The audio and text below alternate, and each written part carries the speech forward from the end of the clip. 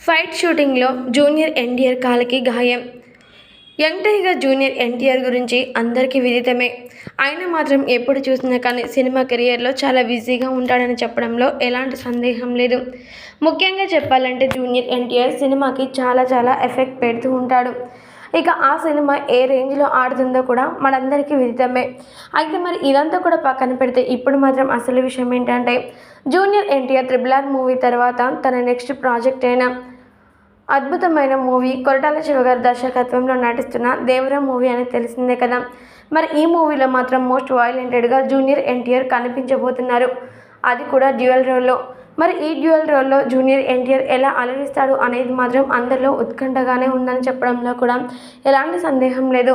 అయితే మరి ఈ దేవరా మూవీలోని ఒక కీలకమైన ఫైట్ సీన్ చేస్తుండగా అనుకోకుండా జూనియర్ ఎన్టీఆర్ గారి యొక్క కాలికి గాయమైందట. ఇక వెంటనే ఆయనని హాస్పిటల్కి తరలించారట. ఇక అదృష్టవశాత్తు ఆయనకి చిన్న ఇంజురీ అయింది, కానీ పెద్ద గాయాలు కాకపోవడం అందరూ కూడా ఊపిరి తీసుకున్నారు. ప్రస్తుతానికి జూనియర్ ఎన్టీఆర్ గారు ఆరోగ్యంగానే ఆ ఇంజురీ తక్కువైపోయినట్లుగా తెలుస్తోంది.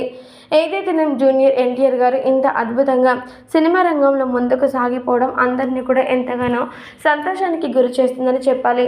మరి ఆయన తీయబోతున్నటువంటి ఈ డ్యూయల్ రోల్ పాత్ర మాత్రం దేవరా మూవీలో ఎంతగా అంకితం అవుతుందో చూడాలి మరి.